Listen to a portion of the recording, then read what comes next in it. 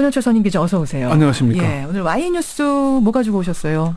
김현정 앵커는 추리소설 좋아하시나요? 추리소설은 그렇게 뭐 많이 읽는 편은 아니에요, 솔직히. 오늘 주제가 추리소설과 비슷한 얘기입니다. 추리소설이요? 지금 백남기 농민의 사망 원인, 사망 진단서를 둘러싸고 부검을 해야 된다, 안 해야 된다 논란이 많지 않습니까? 그렇죠. 어쨌든 이런 논란에 있어서 서울대 병원에서 이상한 일들이 많이 벌어졌는데 그 단서들이 백남기 농민의 담당 전공의 레지던트가 의무 일지에 남긴 기록들 때문입니다. 아하, 그 암호 같은 기록들, 메모들을 오늘 따라가 보시는 거예요? 예, 그렇습니다. 예, 그럼 주제가 뭐예요? 왜 백남기 전공의는 암호 같은 메모를 남겼을까 이렇게 주제를 정해봤습니다. 왜 그런 메모를 남겼을까? 우선 그 암호 같다는 메모는 어떤 메모입니까? 몇 가지만 소개를 하자면요. 9월 25일 이제 백남기 농민이 사망을 하잖아요. 317일 만에. 예. 그 사망 진단서에 진료부원장 신찬수 교수님, 지정의 백선아 교수님과 상의하여 사망 진단서 작성함. 사망 진단서는 전공의 이름으로 발부가 됐어요. 전공의가 사인했습니다. 네. 그런데 자신의 뜻이 아니라는 걸 드러내는 거겠죠. 그리고 사망 전날인 9월 24일에는 진료부원장 신찬수 교수님과 환자 상태에 대해 논의했고 승합제 사용이 반드시 필요하다는 의견을 나눴다. 승합제가 뭐예요? 혈압을 높이는. 그렇죠. 그런 거죠. 그리고 예. 또 법률팀과 상의하였고 의학적 결정 또한 무시할 수 없다고 상의되는데 말이 상의고 의견을 나눴다는 거지 사실은 지시를 받았다는 거잖아요. 아하. 표현을 그렇게 했을 겁니다. 예. 이것뿐만 아니고 9월 22일에는 진료부원장실에 이렇게 전달 보고를 했고 9월 6일자 의무기록지에는 환자의 신체와 존엄이 훼손되지 않는 방향으로 고민하겠다고 약속했다. 이런 표현들까지 있습니다. 존엄이 훼손되지 않는 방향으로 고민하겠다고 약속했다? 이런 경우는 부검이 안 되도록 그런 의미 아니겠어요? 이미 쓰러졌을 때부터 계속 300일 넘게 입원하고 있는데 예. 새롭게 부검을 해서 시신을 훼손해야 될 이유는 없다. 이런 의미가 아니겠냐고 보이는데 서울대 병원의 한 20년 가까이 된 중견 간호사가 그런 얘기를 하더라고요. 네. 대부분은 숨기는데 부원장과 상의, 교수와의 상의 이런 건 처음 봤다. 그렇게 얘기를 하더라고요. 의무 기록에 평소에도 이런 메모들을 남기는 거예요? 그렇지 않습니다. 지시를 받았으면 지시받은 내용. 이게 외인사라고 지시받았으면 외인사, 병사라고 쓰라고 지시받았으면 병사라고만 기재하지 누구의 지시를 받았다, 누구와 상의했다 이런 얘기는 안 쓴다고 합니다. 예. 현직 한 신경외과 전문의는 통상 지시받은 대로 쓴다. 이런 건 아주 이례적인 일이다 이렇게 얘기했고요. 예. 서울대병원 노조의 한 집행부 임원은 10년 후를 고민한 의무 기록으로 봤다. 그렇게 얘기를 했습니다. 자, 그렇다면 이게 추리소설이라고 좀 말씀하셨으니까 당사자는 지금 전화도 안 되는 거잖아요. 만날 수도 없고. 예, 전화번호도 바꿨고 페이스북도 찾아보니까 그런 매트릭스에 있던 기록 또 사진도 바꿨고. 그래요. 그러니까 이제 권영철 기자가 이 단서들을 가지고 추정을 하시는 건데 유추를 하시는 건데 유추하기에 왜 이런 메모를 남긴 것으로 보입니까? 그 해당 전공의가 평소 꼼꼼하게 메모하고 기록하는 스타일이기 때문에 그랬는지 아니면은 자신의 이름으로 하지만은 이걸 수명을 하지만은 내 뜻이 아니라는 걸 드러내기 위한 것인지는 확인하지 못했습니다. 김현정이 그 말대로 접촉이 안 되고 있어서.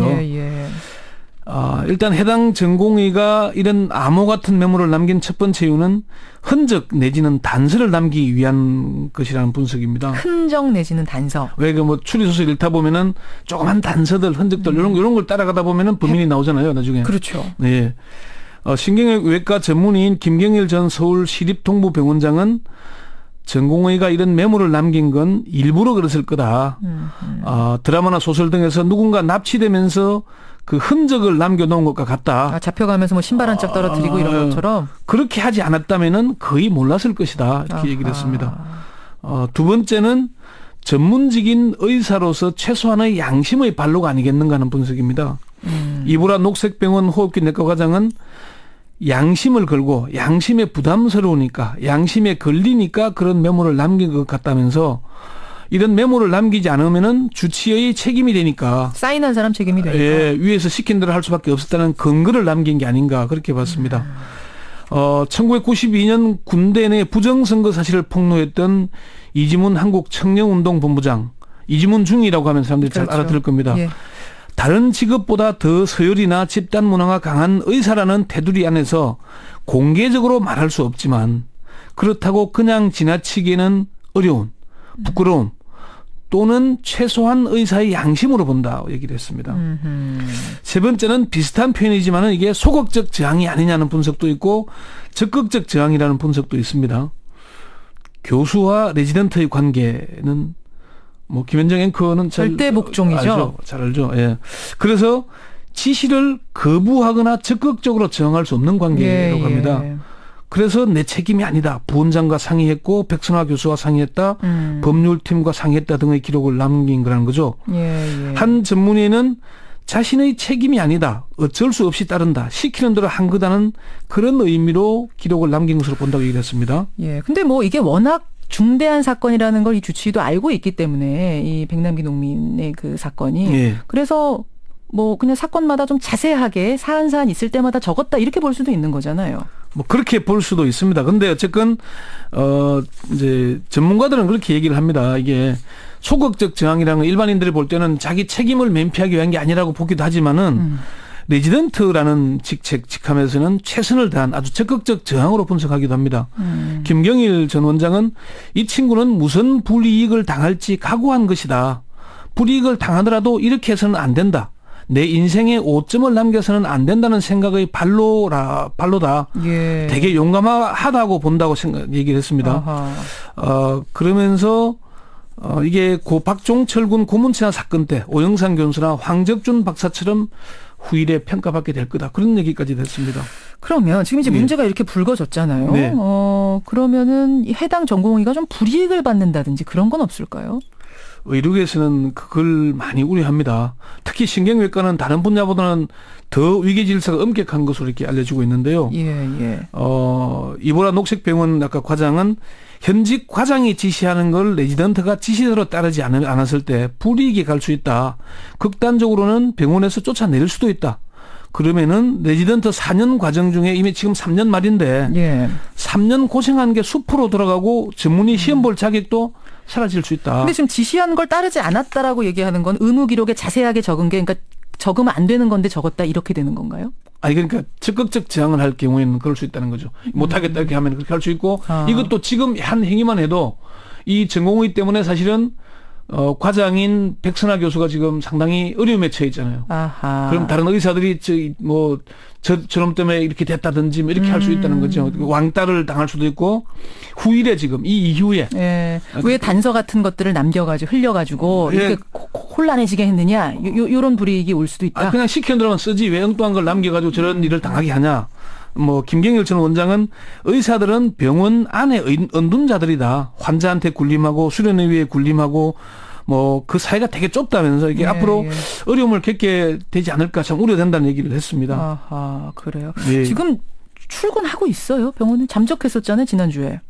그 뭐 잠적이라는 보도가 나왔었는데 지금 병원에서는 출근을 하고 있다고 합니다.